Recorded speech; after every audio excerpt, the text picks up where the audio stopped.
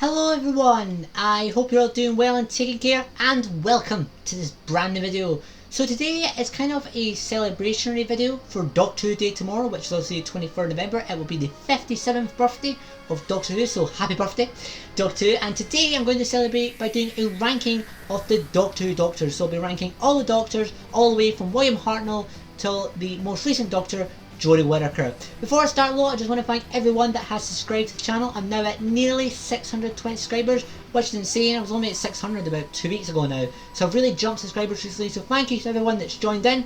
If you're new to the channel, please consider subscribing. I do theories, ranking, reviews, anything Doctor Who, I'll do it. So yeah, if you've got any video suggestions, always let me know in the comment section, really appreciate it. And as always, any new subscribers are always appreciated. But yeah, let's go with my video and let's get started.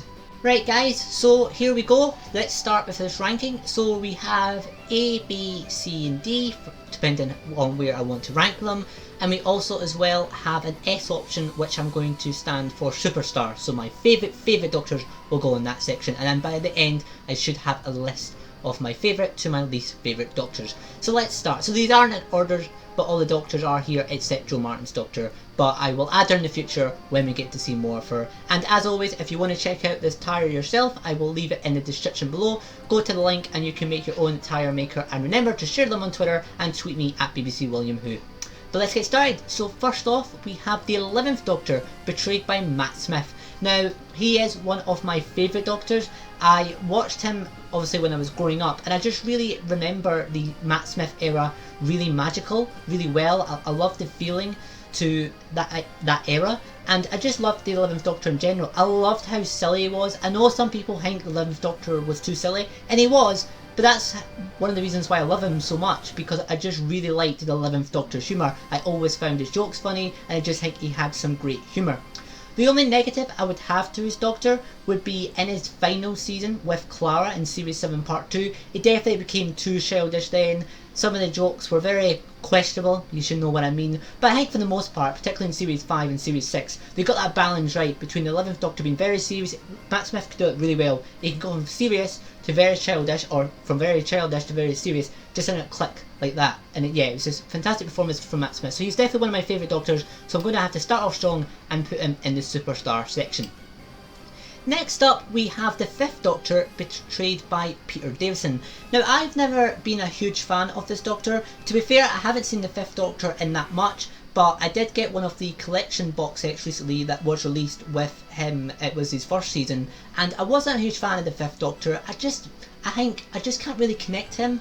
I just don't find him, I guess one way to put it, he's a very generic Doctor. There isn't anything really that stands out about the 5th Doctor that much. Yeah, he's one of the youngest Doctors, which is cool I guess, but yeah, for me, I just haven't really had a connection with him. Maybe that will change in the future the more I check out his era, but from what I have seen, he just hasn't stood out to me. So unfortunately for that reason, I will have to put him in the D section, unfortunately. I don't hate him, but obviously I just haven't had that connection yet with his Doctor, but hopefully that will change in the future.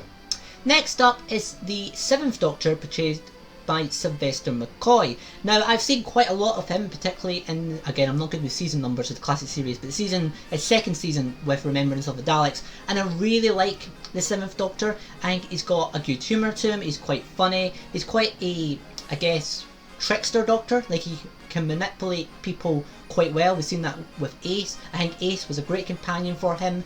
I do think in his first season he was way too childish. I have seen Time in the Rani, I think that's what it's called, his first adventure. It's very silly indeed, and that's kind of what his first season's like. But overall, I do like the 7th Doctor, and yeah, I do think he's a very underrated Doctor. So I'm going to have to put him, in the B section. I think that's fair. Next up, we have the 3rd Doctor, played by Jon Pertwee. Another Doctor who I think is underrated. I really like the 3rd Doctor. He has definitely got that James Bond vibe to him, but I really like that. I think that works well for the Doctor. I just think his era is really good. I've been watching one of the seasons recently with Joe Grant, Katie Manning, and yeah, they two get along great. I just think the 3rd Doctor it's a really enjoyable Doctor. Like I said, he's definitely got that James Bond series vibe to him, and I think it works well. So yeah, I'm going to put him in the B section, and I'm going to put him in front of Sylvester McCoy's 7th Doctor, because I do prefer the 3rd Doctor a bit more. Next up, we have the current Doctor now, Jody Whitaker, the 13th Doctor. Now, I've kind of got a split opinion on Jody Whitaker as Doctor, because personality-wise, I love the 13th Doctor. I think she's a bubbly character. I think they've definitely implemented Jody Whitaker's personality into the 13th Doctor, which I love. They've done that as well with Pierre Capaldi, so I'm really glad that Chris Chibnall did that as well with Jody Whitaker. I think her personality is great. I think her humour is good. Kind of similar, I'd say, more to the 10th Doctor, but I like that. Not as silly as the 11th Doctor, but I still really like the 13th Doctor. She's kind of got that, she's kind of like, I guess, a mix between the 10th Doctor and the 11th Doctor. She's kind of alien-y, like the 11th Doctor, but she's also kind of human-y, like the 10th Doctor. But I really like that balance, and I think it works well. The only downfall for the 13th Doctor, I like her kind of sense of hope as well. I really like that. But the only downfall would be the writing. I just think, especially how much exposition the Chibnall era has. It's one big complaint from fans, including myself. And obviously, when you get a lot of exposition in the writing, it's going to affect the Doctor the most, because as the Doctor says, they are the smartest person in the room. They are obviously going to get most of that exposition-y dialogue. So I think the exposition in this era is really letting her Doctor down. Again, with some of the stories not being great, like Triangle Conundrum, Acrid's in the UK. Series 12 was an improvement, but you still got episodes like Orphan 55 now and again. So for the writing, I am going to put her in the A section. I still really like her. Personality, I think it's great, but I just think they need to improve the writing, and hopefully we will get that with Series 13. Obviously, another point as well I should mention is companion. The Doctor-companion relationship just isn't really there with the 13th Doctor, and there's too many companions, so hopefully that will change in the future with Series 13 and the Doctor and Yaz. Next up, we have the 8th Doctor, Paul Mcgann. Now obviously the 8th Doctor has only appeared twice. I have seen both appearances, but from what I can remember, yeah, I really like the 8th Doctor. I kind of guess he's kind of the first kind of type of new series Doctor. He definitely feels the most human, I guess, from the first run of Doctors. So I think he does set the way for the new series. Again, he does only appear twice, but he definitely is a likeable Doctor. I just wish we saw more of him, because it is hard to judge him off only 2 appearances, and I haven't unfortunately checked out Big Finish yet. So for that reason, I'm going to put him in the C section. I'm sorry, but it's just simply because he's only appeared twice, and it is hard to judge without also watching Big Finish. Next up, we have 4th Doctor. Definitely I'm just going to say it now, he is my favourite classic series Doctor, the 4th Doctor. I just think he's great. I've watched probably the most from the classic series with this Doctor. And just like the 4th Doctor, he's just great, isn't he? Like, he has a great sense of humour. He also travelled with the legendary Sarah Jane Smith. He also had the iconic scarf. He was just, I guess he was just the first Doctor from the classic series. They kind of, I guess, have a more open personality, have a bit more of a laugh, which is nothing wrong with that. It's just he's the first Doctor that wasn't as serious as the other Doctors. So yeah, I think the 4th Doctor's great. Tom Baker's just iconic, and I really love his Doctor. So he is also going to go in the S section, below the 11th Doctor, but I do think the 4th Doctor definitely set one of the big ways for the future direction of the Doctor at the time, and obviously he's still remembered now. Like, you know, the 10th Doctor is definitely based off him, I think. So yeah, he's definitely had a big part in Doctor Who. Next up, we have Pierre Capaldi, the 12th Doctor. Now I put the 12th Doctor kind of in the same situation as the 13th Doctor, where I think the writing has more let his Doctor down. The problem I have with the 12th Doctor is a direction where they took his Doctor, because he started off quite serious, quite grumpy in Series 8, grumpy in a good way though. I think it worked well, it was a good change at the time. Then we got Series 9 and they kind of dropped that, probably because people didn't click with it, and they made him way too childish, really like the 11th Doctor, but because it's Peter Capaldi, it just didn't work. Peter Capaldi, I don't think, suited that more sillier, too sillier Doctor. And then we got Series 10 with Bill, and I feel they got that balance right, but the problem was that was already his final season, so they spent most of his era just changing his personality, and I don't really like that much. But I do think he had some great moments. Like, he got along well with Clara. People complained he was too much with Clara. I didn't mind it. I just wish they kind of had a better departure for Clara and held Ben and kind of kept her deaf and faced the Raven. But overall, the 12th Doctor, kind of similar to the 13th Doctor, is very full of hope. It's kind of optimistic Doctor. I like that. Pierre Capaldi's a legend. So yeah, I really do like the 12th Doctor. I just wish the writing, like the 13th Doctor, was a bit better. But I am going to put him also in the A section. I'm going to put him, if it would move, I'm going to put him in front of the 13th Doctor, as I would say the 12th Doctor has had more consistent writing so far than the 13th Doctor. Next up, we have the 2nd Doctor, Patrick Troughton. Now, I really like the 2nd Doctor. And I think one of the reasons for that is he's kind of like the classic series version, I guess, of the 11th Doctor. It is a very silly Doctor. It's definitely not as silly as the 11th Doctor, but he's got some great humour to him. I love Classic Who as it is. I just think Classic Who, 60s Who, has a classic feeling to it, with it being black and white and just the way it was filmed, and just, yeah, it looks cheap, but I think it has a unique feeling to it. So yeah, the second Doctor was great, had some great companions, Ben and Polly. Second Doctor is a great Doctor. So we'll put him in the A section just after the 13th Doctor. Next up, we have the 6th Doctor, Colin Baker. Now, this is commonly known that the 6th Doctor isn't that much of a liked Doctor, and unfortunately, from what I've seen, I have to agree. I just don't find him very likeable. I think he can come across as rude at times. I do get where they were trying to come from. I think they were trying to kind of try something different, which is always good. It's good to experiment. But I don't think this Doctor worked. I don't think he was that likeable. He definitely got better by the end of his era. But overall, from what I have seen in the 6th Doctor, I've never really enjoyed any of his stories. Very similar to the 5th Doctor. So I'm going to put him in the D section, but I will put him actually in front of the 5th Doctor, because I do think at least I felt something when watching the 6th Doctor rather than feeling nothing with the 5th Doctor, unfortunately.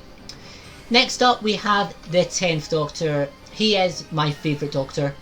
The reason for that is because obviously I grew up mostly watching the 10th Doctor. That's when I was youngest and have the most nostalgia. And just the 10th Doctor, I just think he's the most perfect Doctor you can get. I think they got the balance right. I think he's definitely the most human-y Doctor, but I think that worked well. Kind of similar, I guess, to the 3rd Doctor with James Bond kind of vibes, but I do think it worked better here. I just think David Tennant, you had it all. You had the personality, you had the humour, you had everything you wanted with the Doctor. You had some great companions with Rose and Donna and Martha. I just think his era's perfect, his Doctor's perfect, and yeah, he will have to go right at the top of the S section.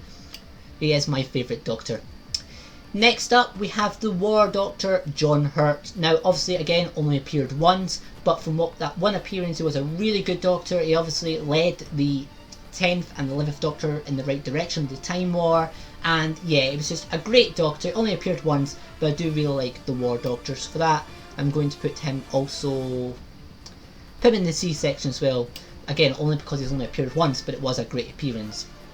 Next up, we have the 9th Doctor, Christopher Eccleston. Again, a lot of nostalgia here. He was the first Doctor that I watched back in the day. He got me into the show, and just think the 9th Doctor is very underrated. He's a great Doctor. Only had one series, but has some great character development. Obviously getting over the effects of the Time War, and yeah, I do think him only being the Doctor for one series is a good and bad thing. Good because we had that character arc with the Time War, and it kind of works well with the Doctor regenerating in the 10th Doctor at the end of series 1.